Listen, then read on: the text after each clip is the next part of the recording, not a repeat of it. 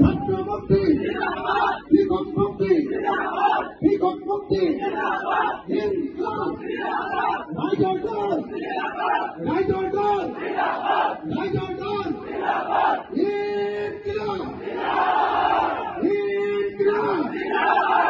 একেলগতে আমি একেলগতে হাতৰ মুঠি ওপৰলৈ কৰি বিজেপিক খেদিম বুলি কম দেই। মই কৈ যাম, লগে লগে আপোনালোকেও গাই যাব। খেলখন ঠাই ঠাই কি বুলি কওঁ, কৃষ্ণই বুলি ক'লে হ'বনে? আজি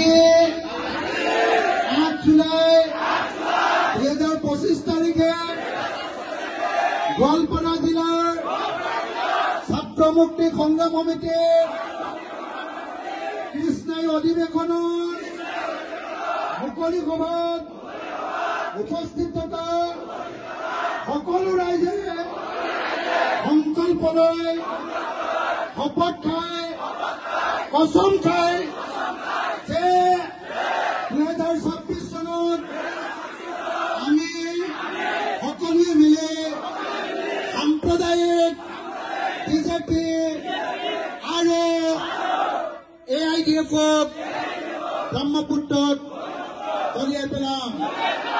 যেতিয়ালৈকে বিজেপি আৰু AIDF-ক অসমৰ পৰা খেদিব নোৱাৰো, তেতিয়ালৈকে আমি শান্ত নহওঁ। 2026 চনৰ বিধানসভা নিৰ্বাচনত আমি চাচা আৰু মামাক ব্ৰহ্মপুত্ৰত দলিয়াই পেলাম। জয় আই অসম, জয় আই অসম, জয় আই অসম, জয় আই অসম, জয় আই অসম।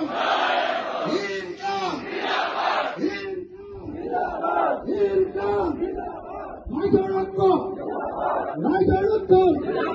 হিন্দু মুছলমান, হিন্দু মুছলমান, হিন্দু মুছলমান, হিন্দু মুছলমান, হিন্দু মুছলমান। ইনকলাব, ইনকলাব, ইনকলাব। হিন্দু মুছলমান এক হোক, হিন্দু মুছলমান এক হোক, হিন্দু মুছলমান এক হোক।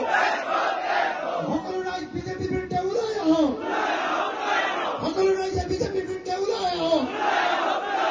ইনকলাব, ইনকলাব, ইনকলাব। জয় আই অসম, জয় আই অসম, জয় আই অসম। সকলো মুছলমান মানুহে সদায় মিটিং হলে জয় আই অসম কব দেই, নহলে ইহঁতি পাকিস্তানক ভাল পায়, বাংলাদেশক ভাল পায় বুলি এনেই উলিয়াই থাকে, হয়নে নহয়? জয় আই অসম কৈ দিলে হ'ল, হয়নে নহয়? জয় আই অসম, জয় আই অসম, জয় আই অসম। হিমন্ত বিশ্বত তুমি চাই লোৱা মুছলমান মানুহে কেনেকৈ জয় আই অসম কৈ আছে। যিবিলাক বহি দিছে উঠি দিয়ক। আকৌ এবাৰ জয় আই অসম, জয় আই অসম, জয় আই অসম, জয় আই অসম, জয় আই অসম, জয় আই অসম, জয় আই অসম, জয় আই অসম।